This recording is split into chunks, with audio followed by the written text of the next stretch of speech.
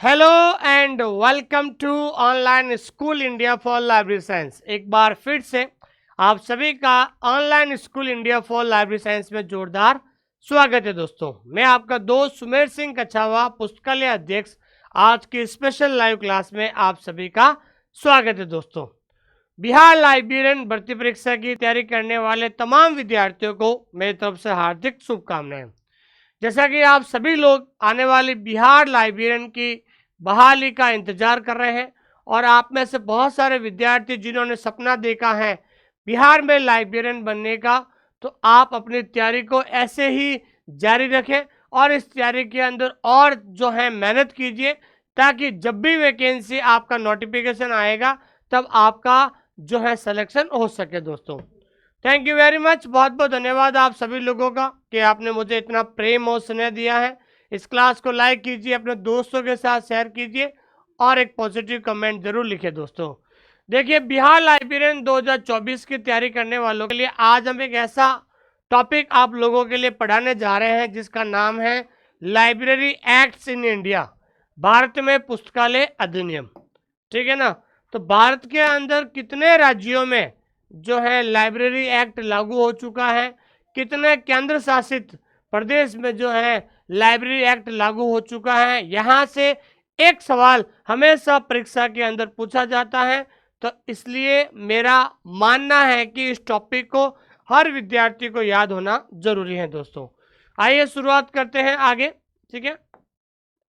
और जो विद्यार्थी इस डिजिटल प्लेटफॉर्म पर जो है पहली बार देख रहे हैं, उनसे मैं ये कहना चाहता हूं कि आप हमारा टेलीग्राम चैनल जरूर ज्वाइन कीजिएगा। ये भारत का सबसे बड़ा लाइब्रेरी और इंफॉर्मेशन साइंस का टेलीग्राम चैनल है और यहाँ पर पूरे भारत में कोई भी वैकेंसी आती है, कोई भी अपडेट आती है, सबसे पहले आपको इस टेलीग्राम चैनल पर मिल जाएगा, जिसका लिंक हमने डिस्क्रिप्शन के अंदर दे दिया है दोस्तों। और जो बिहार लाइब्रेरियन एग्ज़ाम की तैयारी करना चाहते हैं तो वो आप हमारा ऐप डाउनलोड कीजिए। ठीक है ना, जिसका नाम है ऑनलाइन स्कूल इंडिया। और ऐप के अंदर जाकर बिहार वाले कोर्स में जाकर फ्री कंटेंट ज़रूर देखें, ताकि आपको पता चलेगा कि लाइब्रेरी साइंस को कैसे पढ़ा जाए। और अधिक जानकारी के लिए दिए गए नंबर पे आप कभी भी कॉल कर सकते हैं दोस्तों। ठीक है दोस्तों, थैंक यू वेरी मच। आइए शुरुआत करते हैं आज library act in Indian states. ठीक है। आज का जो हमारा जो टॉपिक है वो टॉपिक है library act, library acts in Indian states, Indian states and union territory union territory. ठीक है ना। भारत में भारत के राज्य और केंद्र शासित प्रदेश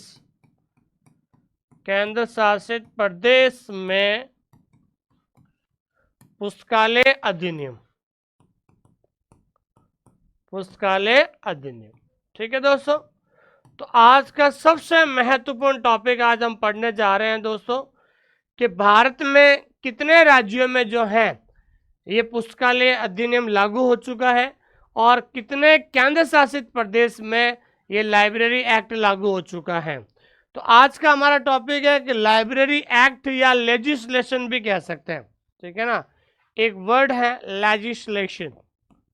ठीक है ना, लाइब्रेरी एक्ट भी कह सकते हैं या फिर हम कह सकते हैं लाइब्रेरी लेजिस्लेशन, जिसे हम हिंदी में कहते हैं पुस्तकालय विधान। क्या कहते हैं दोस्तों? पुस्तकालय विधान भी कहते हैं।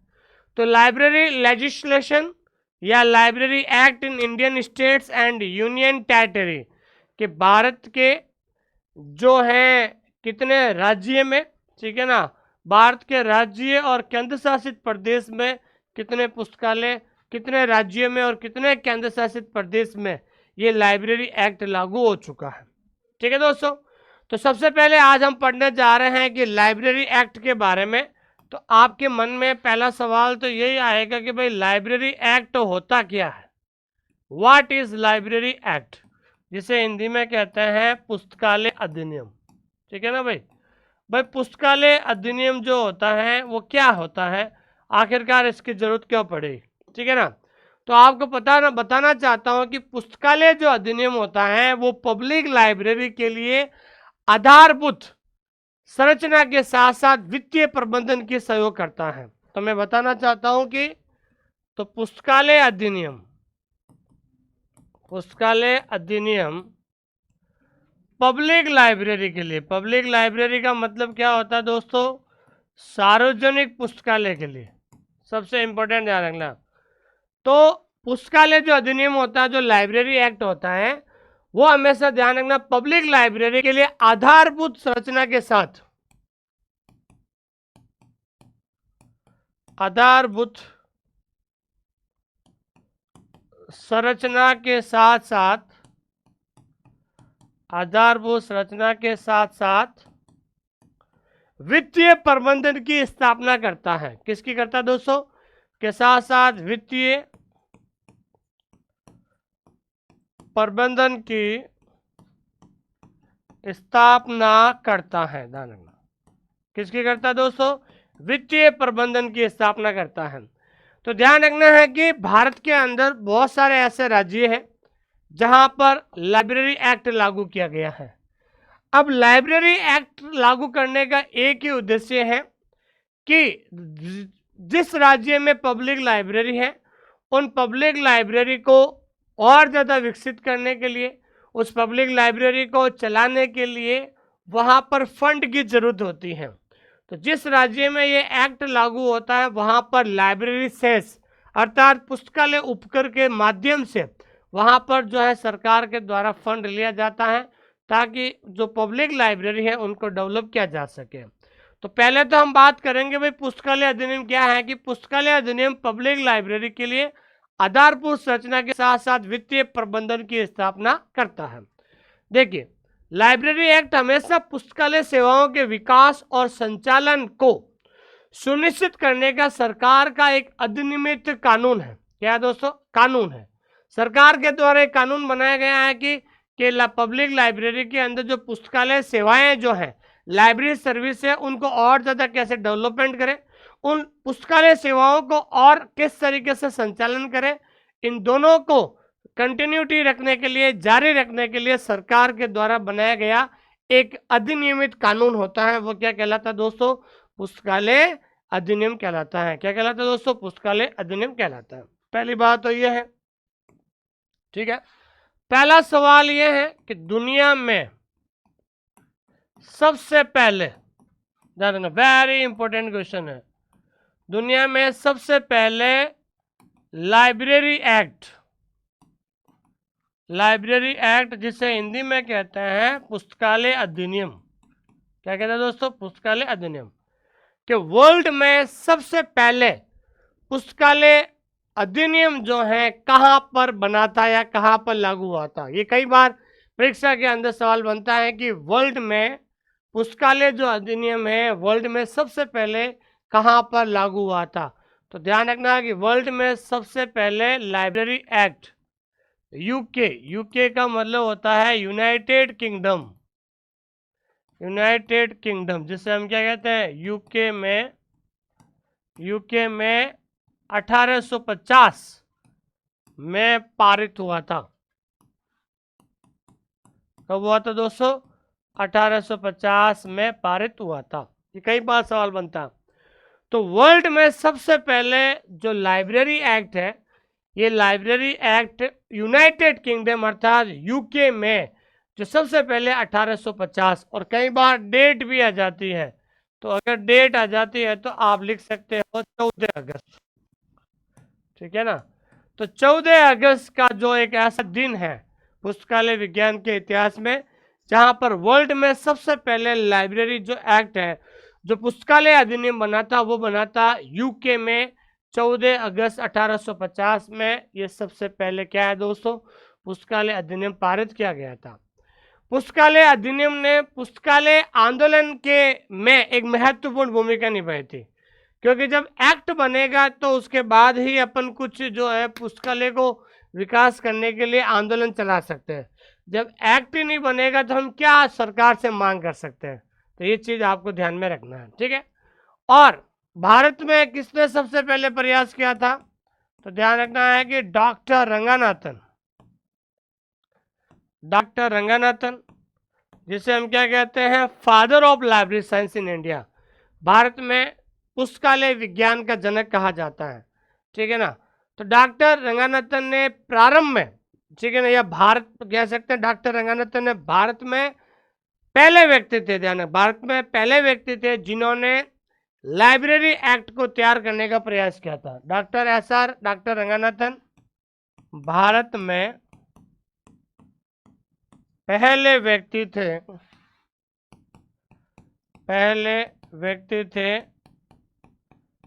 जिसने पुस्तकालय अधिनियम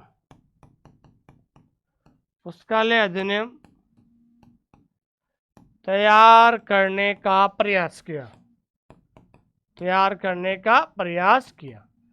तो ये दो सवाल हमेशा परीक्षा के अंदर पूछा जाता है कि वर्ल्ड में सबसे पहले लाइब्रेरी एक्ट कहाँ लागू हुआ था। तो वर्ल्ड में सबसे पहले library act United kingdom UK 14 अगस्त 1850 में पारित हुआ था, जबकि भारत में सबसे पहले डॉक्टर SR रंगानाथन भारत में पहले व्यक्ति थे जिन्होंने लाइब्रेरी एक्ट अर्थात पुस्तकालय अधिनियम को तैयार करने का प्रयास किया था। सबसे पहले किसने प्रयास किया था, डॉक्टर SR रंगानाथन ने प्रयास किया था, ठीक है दोस्तों, ये चीजें आपको ध्यान रखना है। उसके बाद हम बात करते हैं सबसे इंपॉर्टेंट कि 2024 तक, ध्यान रखना, अभी 2024 चल रहा है भाई, 2024 तक भारत में पुस्तकालय अधिनियम, ध्यान रखना, 2024 तक भारत में पुस्तकालय अधिनियम, 2024 तक भारत में पुस्तकालय अधिनियम कुल 19 राज्य, कुल 19 राज्य और एक केंद्र शासित प्रदेश, ध्यान रखना, ठीक है ना, 19 स्टेट्स, कुल 19 राज्यों और एक केंद्र शासित राज्य में लागू हो चुका है, एक केंद्र शासित प्रदेश में लागू हो चुका है, ठीक है ना भाई। तो आपको ध्यान रखना है कि 2024 तक, तो ध्यान रखना है कि 9 तो क्या हो जाएगा, इंडियन स्टेट्स हो जाएगा प्लस एक, ठीक है ना, 19 राज्य हो गए, ठीक है ना, और एक क्या हो गया, यूनियन टेरिटरी, क्या हो जाएगा दोस्तों, यूनियन टेरिटरी। तो टोटल कितने हो गए भाई, 20 राज्य हो गए, कितने हो गए, 20 राज्य, ठीक है ना। तो ध्यान रखना है कि 2024 तक, ध्यान रखना 2024 तक 19 राज्यों में पुस्तकालय नियम लागू हो चुका है, जिसमें एक यूनियन टेरिटरी है। यूनियन टेरिटरी का मतलब होता है केंद्र शासित प्रदेश, तो एक केंद्र शासित प्रदेश में भी लागू हो चुका है, ठीक है। अब हम एक विस्तार से पढ़ेंगे कौन कौन से राज्य में कैसे शुरुआत हुई है दोस्तों। तो सबसे पहले हम बात करते हैं यहाँ पर, अगर आपको याद है तो साथ साथ आप जरूर बताना मेरे साथ साथ, ठीक है ना। एक टेबल बनाते हैं, इस टेबल के माध्यम से आपको मज़ा आएगा पढ़ने में, ठीक है ना, ताकि आपको खुद को भी आपको परमानेंट याद हो जाएगा। और क्योंकि एक सवाल हमेशा इसमें से परीक्षा के अंदर बनता है, इसलिए आप इस टॉपिक को कभी भी मिस नहीं कर सकते हो, इस टॉपिक को आप मिस नहीं कर सकते हो, ठीक है ना दोस्तों। 1 2, तो अगर आपके पास पेन और रजिस्टर है, तो पेन और रजिस्टर है तो आप इसको अच्छा सा लिख सकते हो, ठीक है ना, ध्यान दीजिए। तो भारत में कितने राज्य हैं दोस्तों, 19 राज्य हैं और एक केंद्र शासित प्रदेश है। तो पहले तो हम बात करते हैं सीरियल नंबर की, फिर उसके बाद है पब्लिक लाइब्रेरी एक्ट, ठीक है ना, कौन कौन से राज्य में हो गया। फिर उसके बाद हम बात करेंगे ईयर, कब हुआ था, ठीक है। और उसके बाद हम बात करते हैं कि लाइब्रेरी सेस, कौन से राज्य में कितना पुस्तकालय उपकर है। पुस्तकालय उपकर का मतलब होता है टैक्स, गवर्नमेंट के द्वारा टैक्स लिया जाता है पब्लिक लाइब्रेरी को डेवलपमेंट करने के लिए। तो सबसे पहले हम बात करते हैं दोस्तों तमिलनाडु जिसे कहते हैं, और कई जगह ध्यान रखना है मद्रास भी आता है। क्या आता है दोस्तों? मद्रास आता है। तो पहला जो पुस्तकालय अधिनियम है वो कौन से राज्य में हुआ था? वो राज्य में हुआ था मद्रास, तमिलनाडु में। और कब हुआ था? 1948 में। तो ये कई बार सवाल बनता है कि भारत में सबसे पहले कौन से राज्य में पुस्तकालय अधिनियम लागू हुआ था? तो सबसे पहले तमिल, या फिर हम कह सकते हैं कि मद्रास राज्य में 1948 में इसको लागू किया गया था। अब यहां पर ध्यान रखना है कि मद्रास में 10% जो है वो प्रॉपर्टी टैक्स के रूप में, कौन से टैक्स के रूप में दोस्तों? संपत्ति कर जिसे हम कहते हैं। तो प्रॉपर्टी के ऊपर 10% टैक्स लगाया जाता है, तो जिसे हम लाइब्रेरी सेस के रूप में गवर्नमेंट लेती है। दूसरा तमिलनाडु पहला हो गया। अब दूसरा कौन सा राज्य? दूसरा है आंध्र प्रदेश। ठीक है, आंध्र प्रदेश हो गया, जो कब आया था? 1960 में आया था। इसमें कितना परसेंट है? 2% और। तो यहाँ पर टैक्स किस में लगता है? लैंड्स एंड बिल्डिंग, ठीक है ना, जमीन और भवन पर ध्यान रखना। तो आंध्र प्रदेश में जो पुस्तकालय जो उपकर होता है, वो पुस्तकालय उपकर किस पर लिया जाता है दोस्तों? जमीन, लैंड और बिल्डिंग। याद रखना है, कई बार सवाल पूछा जाता है कि भाई कौन से राज्य में जो है लैंड और बिल्डिंग पर जो टैक्स लिया जाता है और कितना परसेंट लिया जाता है। तो आंध्र प्रदेश में आपको ये ध्यान रखना है कि 1960 में आया था, और वहां पर ध्यान रखना है कि 8%, कितना परसेंट? 8% लैंड और बिल्डिंग्स पे लिया जाता है। ये चीज आपको ध्यान में रखनी है, ठीक है। उसके बाद तीसरा जो राज्य है वो है कर्नाटक। कर्नाटक और कई जगह मैसूर भी दिया हुआ होता है, ठीक है ना, कर्नाटक, मैसूर। ये कब आया था? ये अधिनियम आया था 1965 में। यहाँ पर 6% है, और 6% यहाँ पर भी ध्यान रखना है लैंड एंड बिल्डिंग है, ठीक है ना। और उसके अलावा व्हीकल्स का मतलब वाहन पर भी, और प्रोफेशन, ठीक है। तो यहाँ पर कर्नाटक के अंदर जो है आपको 6% टैक्स देना होता है 1965 में, जहाँ पर लैंड और बिल्डिंग है ही है। उसके अलावा ध्यान रखना है कि व्हीकल पर भी ध्यान रखना। व्हीकल का मतलब वाहन, जो भी हम गाड़ी, कार वगैरह लेते हैं, तो वहाँ पर कितना परसेंट है दोस्तों? 6% है। ये ध्यान रखना, ये कई बार परीक्षा के अंदर पूछा गया है। तो कौन से राज्य में 6% लाइब्रेरी सेस के रूप में टैक्स लिया जाता है लैंड और बिल्डिंग और व्हीकल पर? व्हीकल भी कह सकते हैं या प्रोफेशन भी कह सकते हैं दोस्तों। ये चीज़ आपको ध्यान में रखनी है। तो कर्नाटक हो गया। कर्नाटक के बाद आता है अगला जो चौथा आता है, वो आता है महाराष्ट्र। कौन सा राज्य? महाराष्ट्र। महाराष्ट्र कब आया था? 1967 में। इसमें नो सेस, किसी प्रकार का कोई कर नहीं होता है। पांचवा है आपके पश्चिम बंगाल। पश्चिम बंगाल कब आया था? 1979 में। तो ध्यान रखना है कि पश्चिम बंगाल में भी किसी प्रकार का कोई टैक्स वगैरह नहीं लगता है। तो पहला तमिल हो गया, दूसरा आपके हो गया आंध्र प्रदेश, तीसरा कर्नाटक हो गया, चौथा क्या हो गया आपके? महाराष्ट्र हो गया, पांचवा आपका पश्चिम बंगाल हो गया। अब छठा हम बात करते हैं Manipur.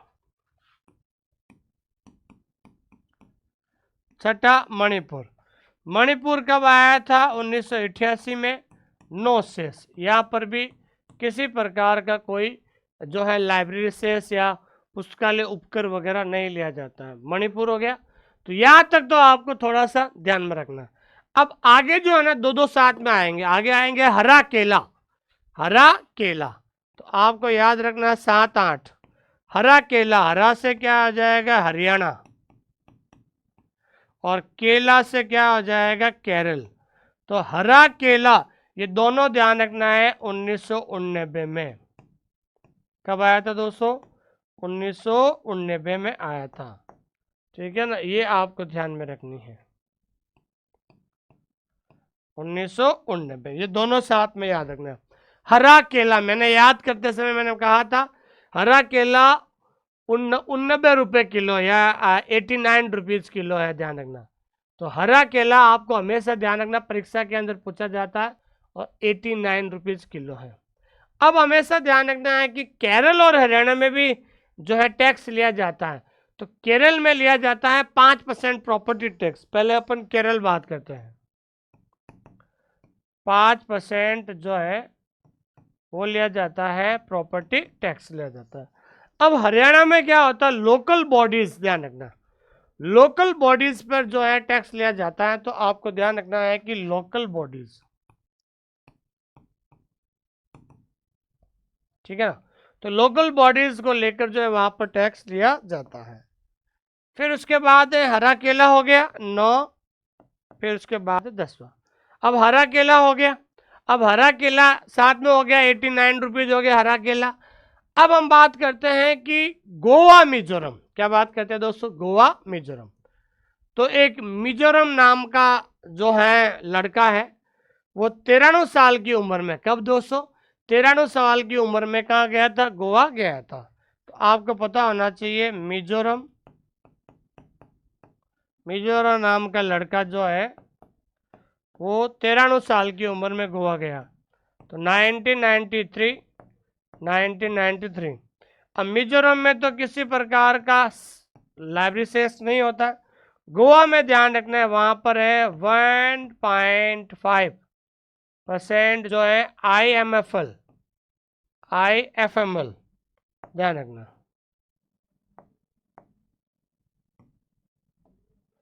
IFML, Indian foreign made liquor, ठीक है ना, इंडियन फॉरेन जो है मेड लिकर, लिकर पर यहाँ पर 150 ₹1.5 जो है टैक्स के रूप में लिया जाता है लिकर पर। कहाँ पर दोस्तों, मिजोरम, नहीं सॉरी गोवा में। कहाँ पर लिया जाता है दोस्तों, गोवा में, ध्यान रखना। तो कितने हो गए, 1 2 3 3 4 5 6, 6 राज्य में जो है लाइब्रेरी सेस होता है, और एक 7वां है तेलंगाना। तो ध्यान रखना आपको 19 राज्य में से 7 राज्यों में लाइब्रेरी सेस होता है। तो 6 तो ये हो गए, 1 2 3 4 5 6, और 7वां कौन सा होगा, सबसे लास्ट वाला तेलंगाना होगा। तो ये ध्यान रखना आपको। तो 10 हो गए आपके। उसके बाद हम बात करते हैं आगे, ठीक है।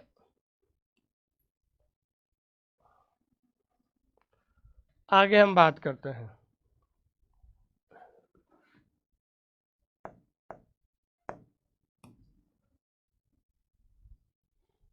11 12 13 14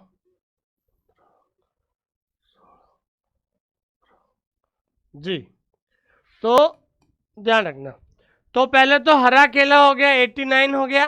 फिर एक मिजोरम नाम का लड़का जो है 93 साल की उम्र में, मिजोरम नाम का व्यक्ति, सॉरी लड़का गया 93 साल की उम्र में कहाँ गया था, गोवा गया था। मिजोरम गोवा हो गया, ठीक है। अब हम बात करते हैं गुजरात उड़ीसा। तो आपको पता है कि गुजरात उड़ीसा, तो गुजरात में भूकंप आया था 2001 में, तो गुजरात उड़ गया था, ठीक है ना। तो ध्यान रखना है कि गुजरात कब उड़ा था, तो गुजरात उड़ा था 2001 में, और उड़ने से याद रखना है उड़ीसा। तो ये दोनों साथ में हो जाए, गुजरात उड़ीसा कब हो गया, 2001 में। और किसी प्रकार का कोई लाइब्रेरी शेष नहीं है दोस्तों, गुजरात उड़ीसा हो गया, ठीक है। अब गुजरात उड़ीसा के बाद 2001 हो गया, फिर आता है उत्तराखंड सीधा। क्या आता दोस्तों, उत्तराखंड राज्य। तो यहां पर आपके उत्तराखंड राज्य में कब आया था, 2005 में अधिनियम लागू हुआ था। फिर आता है राजस्थान यूपी,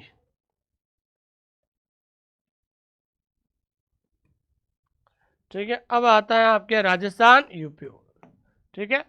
तो आपको ध्यान रखना है कि पहला आएगा राजस्थान, फिर उसके बाद आता है उत्तर प्रदेश, ठीक है। तो राजस्थान उत्तर प्रदेश साथ में है 2006, किसी प्रकार का लाइब्रेरी सेस नहीं होता। ठीक है। उसके बाद राजस्थान 16, 17 और 18 और 19। तो राजस्थान उत्तर प्रदेश हो गया 2006, आपको याद होना चाहिए।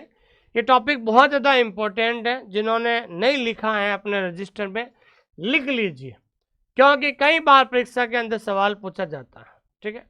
अब हम बात करते हैं सीबी, छत्तीसगढ़ बिहार, ये भी साथ में है, छत्तीसगढ़ और उसके बाद हम बात करते हैं बिहार, ये दोनों साथ में है। तो छत्तीसगढ़ बिहार में कब है दोस्तों? 2008 में। और किसी प्रकार का लाइब्रेरी शेष नहीं है, लाइब्रेरी उपकरण नहीं है। ठीक है। उसके बाद हम बात करते हैं अरुणाचल,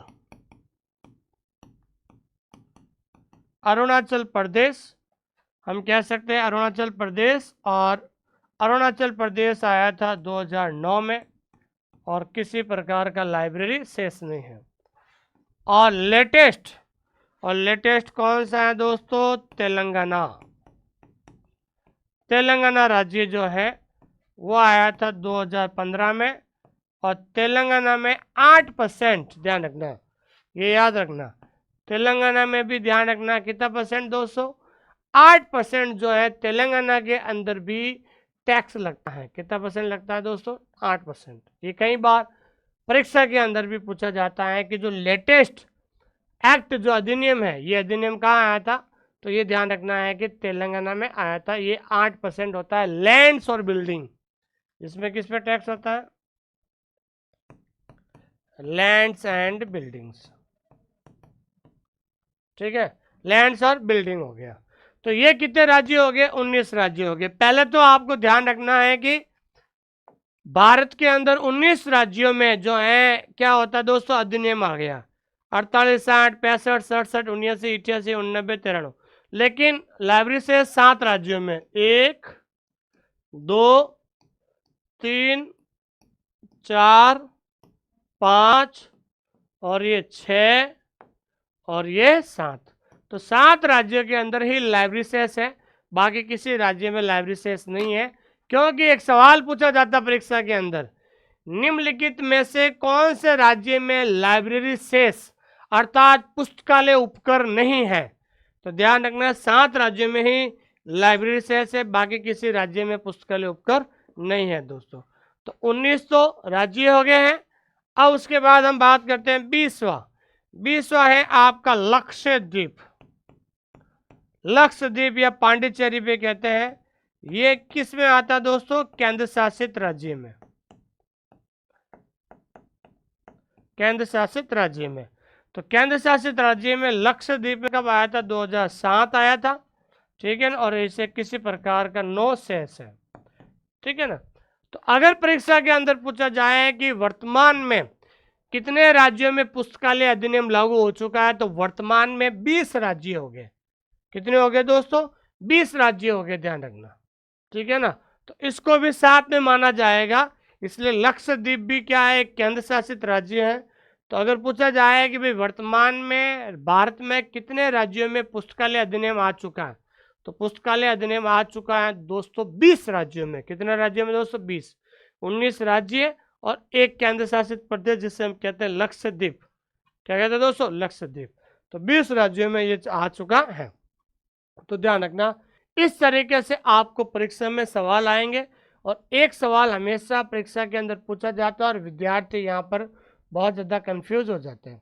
इसलिए आपको चिंता की जरूरत नहीं है, बढ़िया सा परमानेंट आप बढ़िया से एक नोट्स बना लीजिए, ताकि आपको मज़ा आ जाएगा कि किस तरीके से आपको लिखना होता है।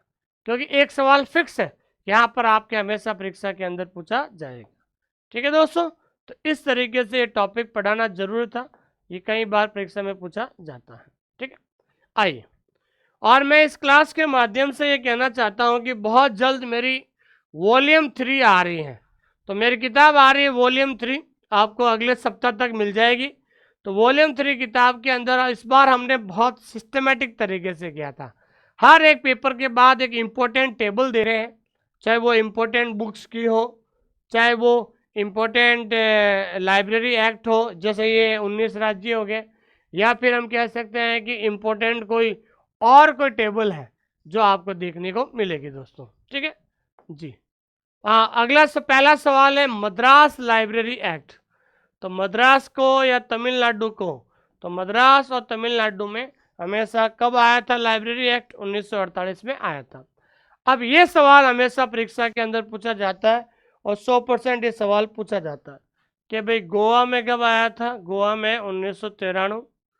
उड़ीसा है, गुजरात उड़ गया था 2001। कर्नाटक कब हो गया? 65 हो गया। और आंध्र प्रदेश कब हो गया? 1960 में। तो सबसे पहले आंध्र प्रदेश 4, तो ये रहा 4 ऑप्शन। ठीक है ना, ये भी 4 है। आंध्र प्रदेश के बाद है कर्नाटक, तो कर्नाटक कहाँ हो गया? 3, तो ये रहा। कर्नाटक के बाद आपके गोवा। तो जिन्होंने ये ऑप्शन किया हुआ है उनका सही होगा, ध्यान रखना। ठीक है जी। ये भी कई बार परीक्षा के अंदर पूछा जाता है कि ये एसोसिएशन वाला सवाल है, ये अलग से सवाल है, जब एसोसिएशन पढ़ाएंगे उसके अंदर आपको बताएंगे। ठीक है। अब कर्नाटक पब्लिक लाइब्रेरी, तो कर्नाटक पब्लिक लाइब्रेरी कब आई थी दोस्तों? तो कर्नाटक पब्लिक लाइब्रेरी 1965 में आई थी। देखिए दोस्तों, 2 तरह के सवाल है, आप लोग समझोगे अलग अलग। देखिए लाइब्रेरी एक्ट अलग होता है। लाइब्रेरी एक्ट का मतलब होता है पुस्तकालय अधिनियम, ठीक है ना। और एक होता है लाइब्रेरी एसोसिएशन। लाइब्रेरी एसोसिएशन का मतलब होता है पुस्तकालय संघ। क्या होता है दोस्तों? पुस्तकालय संघ। ये दोनों टॉपिक अलग है, ध्यान रखना, साथ में मत करना। लाइब्रेरी एक्ट अलग टॉपिक है और लाइब्रेरी एसोसिएशन अलग है, ध्यान रखना। आंध्र प्रदेश पुस्तकालय एसोसिएशन। और जैसे लाइब्रेरी एक्ट कब आया था? राजस्थान में। राजस्थान में आया था 2006 में। लेकिन लाइब्रेरी एसोसिएशन पुस्तकालय संघ कब बना था? तो वो 1962 होगा, ध्यान रखना। इसलिए लाइब्रेरी एक्ट अलग टॉपिक है और लाइब्रेरी एसोसिएशन अलग टॉपिक है। राजस्थान पब्लिक लाइब्रेरी एक्ट, तो राजस्थान में पब्लिक लाइब्रेरी एक्ट कब आया था? 2006 में आया था। हाँ, लाइब्रेरी शेष, पुस्तकालय जो उपकर है, ये पुस्तकालय उपकर किससे संबंधित है दोस्तों? पब्लिक लाइब्रेरी से है, क्योंकि पब्लिक लाइब्रेरी को डेवलपमेंट करने के लिए हर राज्य में लाइब्रेरी शेष लिया जाता है दोस्तों। ठीक है दोस्तों, इस क्लास के माध्यम से मैं आप सभी से ये कहना चाहता हूँ कि ऑनलाइन स्कूल इंडिया का एक टैग है या फिर मोटो कह सकते हैं कि जब तक लिखोगे नहीं तब तक सीखोगे नहीं। मैं ये बार बार क्यों कह रहा हूँ? क्योंकि मैं ये चाहता हूँ कि आप जल्द से जल्द लाइब्रेरियन बने। कभी भी शॉर्टकट सफलता का रास्ता नहीं होता। मैं बार बार आप लोगों से कह रहा हूँ कि आप नोट्स बनाइए। जैसे आज ये टॉपिक पढ़ा है मैंने, library act in India, Bharat में पुस्तकालय अधिनियम। जो विद्यार्थी इसको अपने कॉपी में लिख लेगा और एक बार लिखने के बाद जिंदगी में उसको लिखने की जरूरत नहीं रहेगी, लेकिन जब भी वो रिवीजन करेगा तो विद इन 5 मिनट के अंदर उसका रिवीजन हो जाएगा। जब तक आपके पास, लाइब्रेरी साइंस एक टेक्निकल सब्जेक्ट है, जब तक आपके पास आपका जो लाइब्रेरी साइंस का कंटेंट अगर प्रॉपर तरीके से आपके पास लिखा हुआ होगा तो ज़्यादा से ज़्यादा आप रिवीजन कर पाओगे, और ज़्यादा से ज़्यादा रिवीजन कर पाओगे तो आपके एग्जाम में किसी भी सवाल को लेकर कंफ्यूजन पैदा नहीं होगा, किसी भी सवाल को लेकर डाउट नहीं होगा, ऑप्शन आपके सामने क्लियर हो जाएंगे और आपका सिलेक्शन हो जाएगा। अगर प्रॉपर लिखा हुआ ही नहीं होगा तो आप क्या तो रिवीजन करोगे, क्या आप लोग टेस्ट दोगे, और क्या आप मेहनत करोगे, ध्यान रखना। ठीक है ना। बहुत सारे टीचर कहते हैं कि सर दूसरे जो कोचिंग वाले हैं, दूसरे जो डिजिटल प्लेटफॉर्म वाले सर हमें पीडीएफ देते हैं। बिल्कुल आप पीडीएफ ले सकते हैं वहाँ पर। अगर केवल पीडीएफ लेने से ही सिलेक्शन होता है तो आप बिल्कुल पीडीएफ ले सकते हैं, लेकिन मैं इस चीज़ में विश्वास नहीं करता हूँ। जब तक आप लिखोगे नहीं तब तक आपको याद होगा नहीं है। और पीडीएफ जो है ना, पीडीएफ उनके द्वारा बनाई गई है, ठीक है ना, लेकिन नोट्स आपके द्वारा बनाए हुए हैं। किसी के दूसरे के जो बनाए हुए नोट्स अगर आप डायरेक्ट पढ़ोगे तो आपको याद नहीं होगा।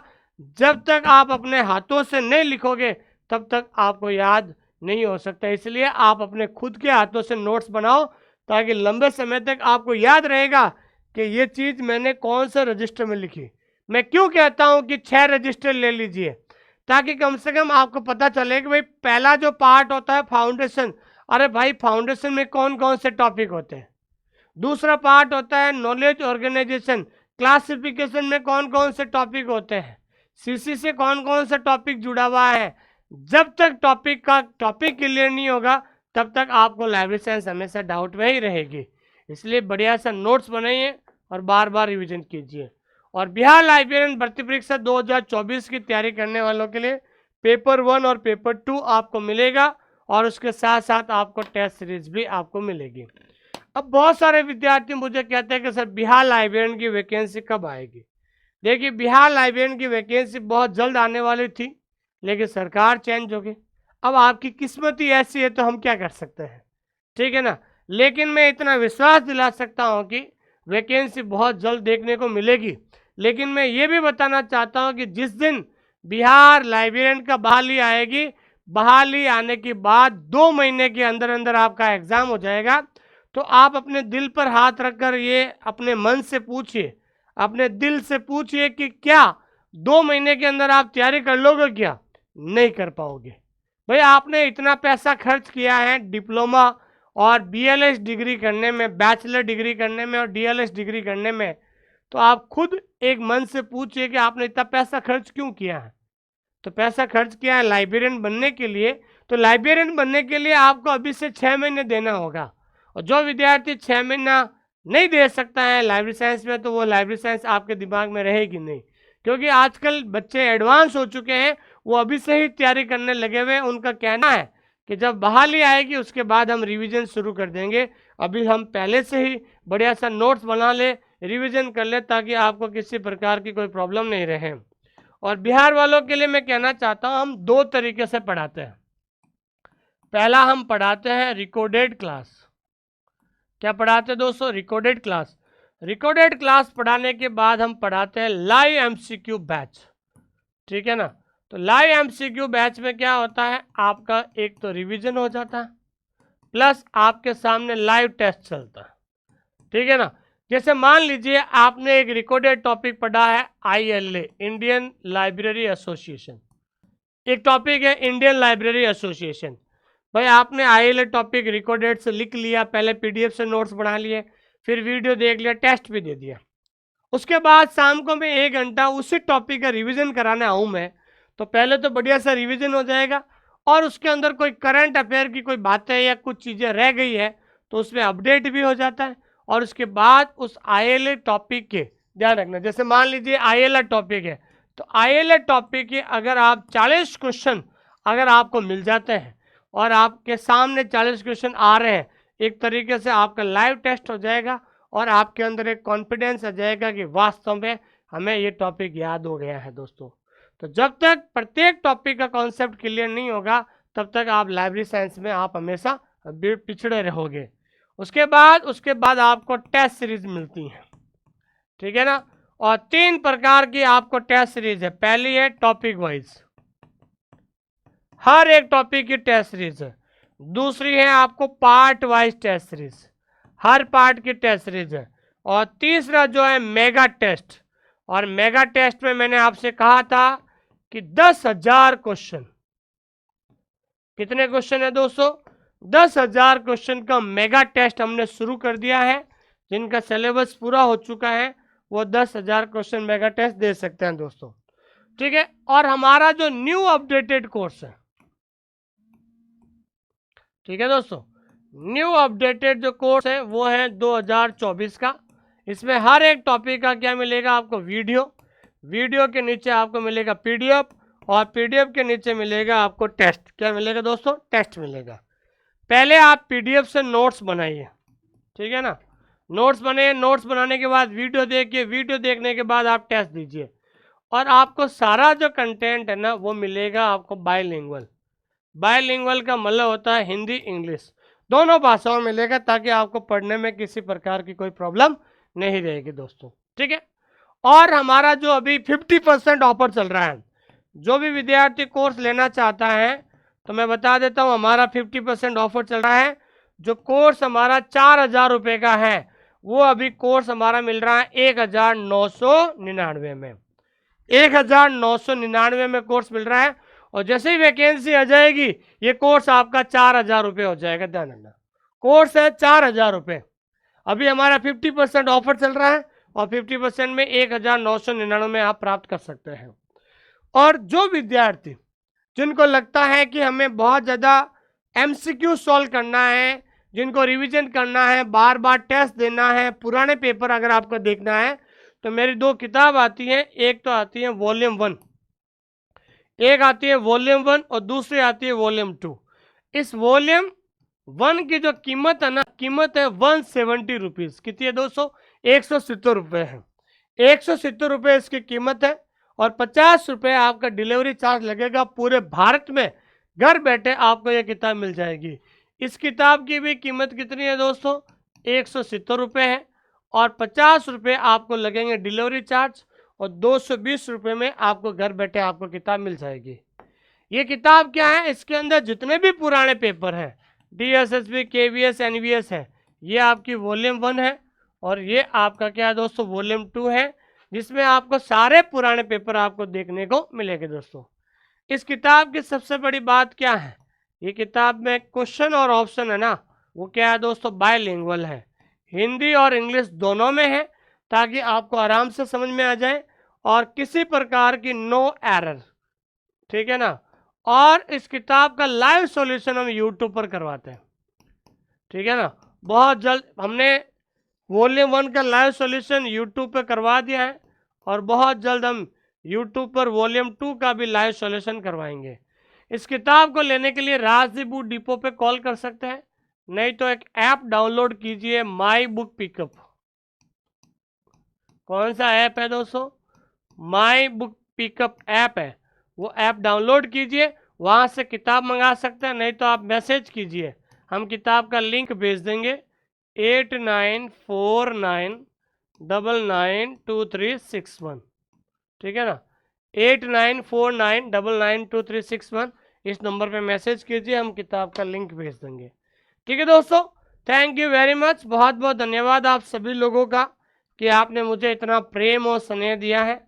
आपसे मेरा विनम्र निवेदन ये है कि जल्द से जल्द आप नोट्स बनाकर अपना सिलेबस पूरा कर लीजिए, ताकि बाद में आप ज़्यादा से ज़्यादा रिवीजन कर सकें और ज़्यादा से ज़्यादा टेस्ट दे सकें, ठीक है दोस्तों। थैंक यू वेरी मच, बहुत बहुत धन्यवाद आप सभी लोगों का।